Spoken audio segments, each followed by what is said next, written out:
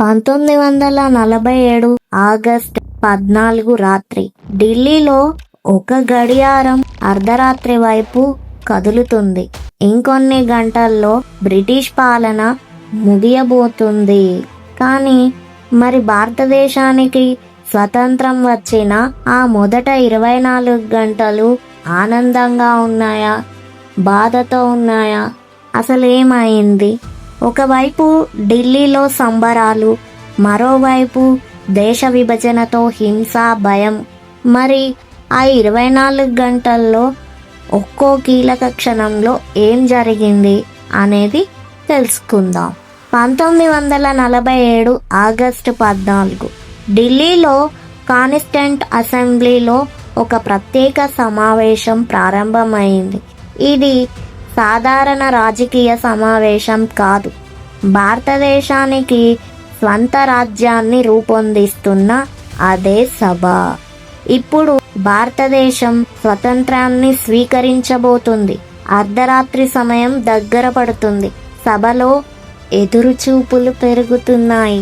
ఎందుకంటే కొన్ని గంటల క్రితం వరకు బ్రిటిష్ పాలనలో ఉన్న దేశం ఇప్పుడు తన భవిష్యత్తును తానే నిర్ణయించుకోబోతుంది. అప్పుడే జవహర్లాల్ నెహ్రూ గారు లేచి నిలబడ్డారు. ఆయన ప్రసంగం తర్వాత చరిత్రలో ట్రైస్ట్ విత్ డెస్టినీగా ప్రసిద్ధి చెందింది. At the stroke of the midnight hour, when the world sleeps, India will awake to life and freedom. ప్రపంచం నిద్రిస్తున్న అర్ధరాత్రి వేళ భారతదేశం జీవితం, స్వేచ్ఛ వైపు మేల్కొంటుందని ఆయన అన్నారు. కానీ ఆ ప్రసంగం కేవలం విజయోత్సవం గురించి కాదు, స్వతంత్రం అంటే బాధ్యత కూడా అని నెహ్రూ చెప్పారు. పేదరికం, అజ్ఞానం, వ్యాధులు, అసమానత, వీటన్నింటిని ఎదుర్కోవాల్సిన బాధ్యత కొత్త భారతదేశం ముందు ఉందని ఆయన అన్నారు. అంటే స్వతంత్రం రావడం ఒక ముగింపు కాదు, అది అసలు పని మొదలైన క్షణం. అర్ధరాత్రి వచ్చింది.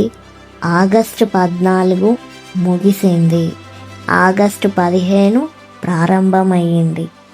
భారతదేశం స్వతంత్ర దేశంగా అవతరించింది.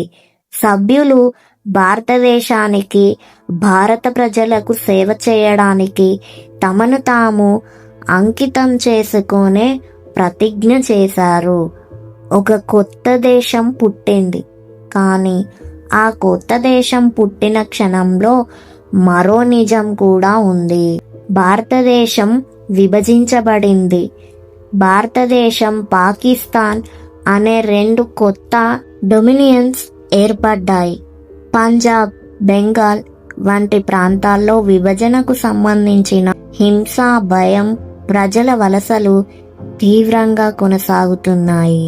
అందుకే ఆ అర్ధరాత్రి ఒకవైపు స్వేచ్ఛకు సంకేతమైతే మరొక వైపు భారీ విషాదానికి కూడా ప్రారంభం.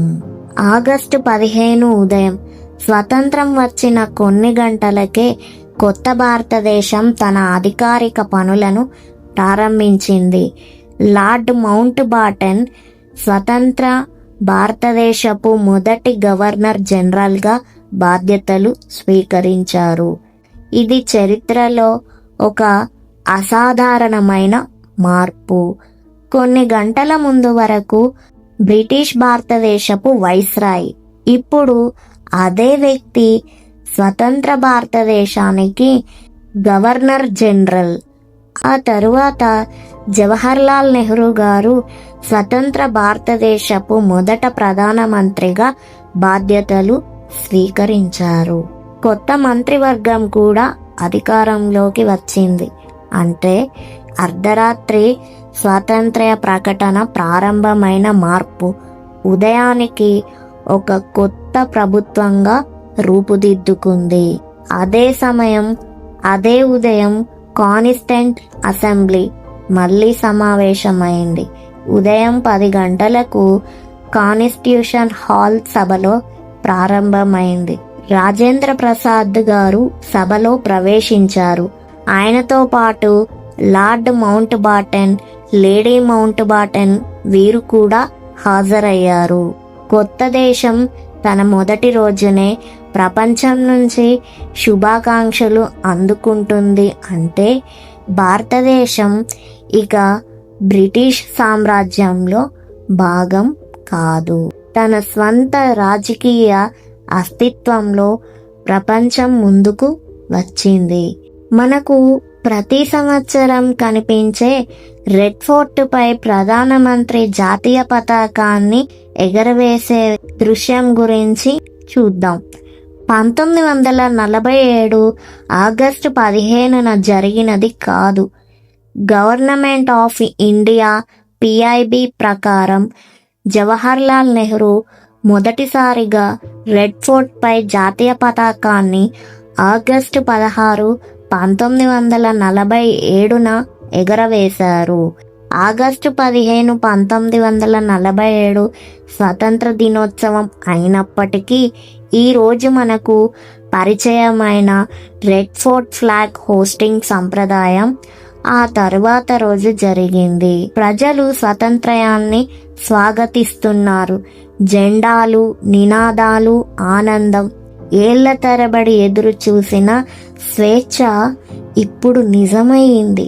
ఇది భారతదేశం మొత్తం పరిస్థితి కాదు. దేశంలోని కొన్ని ప్రాంతాల్లో విభజన హింస ఇంకా కొనసాగుతుంది. అక్కడ ప్రజలకు స్వతంత్రం కంటే ముందు ప్రాణాలను కాపాడుకోవడమే ముఖ్యమైన సమస్యగా మారింది. అదే రోజు మరో భారతదేశం ఆగస్టు 15, 1947 ఢిల్లీలో స్వతంత్ర వేడుకలు జరుగుతున్నాయి. కానీ మహాత్మా గాంధీ ఢిల్లీలో లేరు. ఆయన కలకత్తాలో ఉన్నారు. ఎందుకంటే అక్కడ మతపరమైన హింస తీవ్రంగా జరుగుతుంది. గాంధీ అక్కడికి స్వతంత్ర వేడుకల కోసం వెళ్ళలేదు, శాంతి కోసం వెళ్ళారు. ఆగస్టు 13 నుంచి ఆయన హైదారీ మాన్సూన్లో ఉన్నారు. ఆగస్టు 15 రోజున ఆయన ఉపవాసం, ప్రార్థనలో గడిపారు. దేశం స్వతంత్రం పొందిన రోజు గాంధీకి అది కేవలం సంబరాల రోజు కాదు, దేశం విభజించబడిన రోజు కూడా అదే. ఆయన శాంతి కోసం ఇక్కడే ఉండాలని నిర్ణయించుకున్నారు. ప్రజలు స్వతంత్రాన్ని జరుపుకుంటున్నారు. కొత్త ప్రభుత్వం బాధ్యతలు స్వీకరిస్తుంది. కొత్త దేశం తన భవిష్యత్తులను నిర్మించుకోవడానికి సిద్ధమవుతుంది. కానీ అదే సమయంలో పంజాబ్, బెంగాల్ ప్రాంతాల్లో ప్రజలు తమ ఇళ్లను వదిలి వెళ్ళవలసిన పరిస్థితి. హింస, భయం, నిరాశ్రయత్వం ఇవి కొత్త భారతదేశం ఎదుర్కొంటున్న మొదటి సవాల్లో భాగమయ్యాయి. అంటే స్వతంత్రం భారతదేశానికి వచ్చింది, కానీ శాంతి వెంటనే రాలేదు. ఇక కొత్త ప్రభుత్వానికి మరో భారీ పని ఉంది. బ్రిటిష్ పాలన నుంచి ఒక దేశాన్ని స్వీకరించడం మాత్రమే కాదు, దాన్ని నడపాలి. పరిపాలనను పునర్వ్యవస్థీకరించాలి. విభజన వల్ల ఏర్పడిన సమస్యలను ఎదుర్కోవాలి. ప్రజల భద్రతను కాపాడాలి. ఆర్థిక వ్యవస్థలను పరిష్కరించాలి. దేశాన్ని ఐక్యంగా ఉంచాలి. ఆగస్టు 15 ఉదయం స్వాతంత్ర్యం వచ్చినప్పటికీ కొత్త భారతదేశానికి విశ్రాంతి తీసుకునే సమయం లేదు. మొదట 24 గంటల్లో ఏం జరిగింది? ఆగస్టు 14 రాత్రి కాన్స్టిట్యూంట్ అసెంబ్లీ సమావేశం.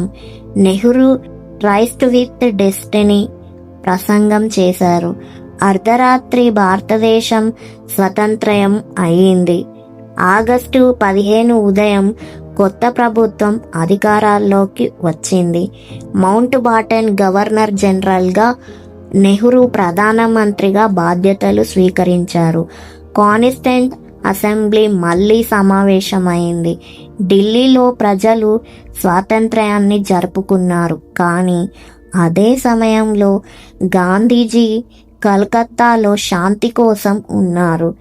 దేశ విభజన గాయాలు ఇంకా మానలేదు. కొత్త భారతదేశం ముందు ఒక స్వేచ్ఛ మాత్రమే ఉంది.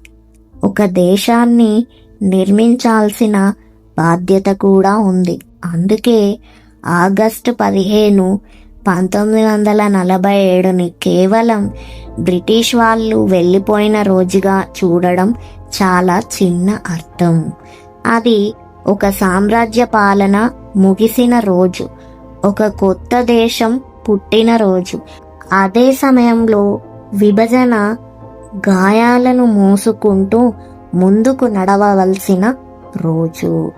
స్వతంత్రం వచ్చింది, కానీ భారతదేశం నిర్మాణం అప్పుడే మొదలైంది.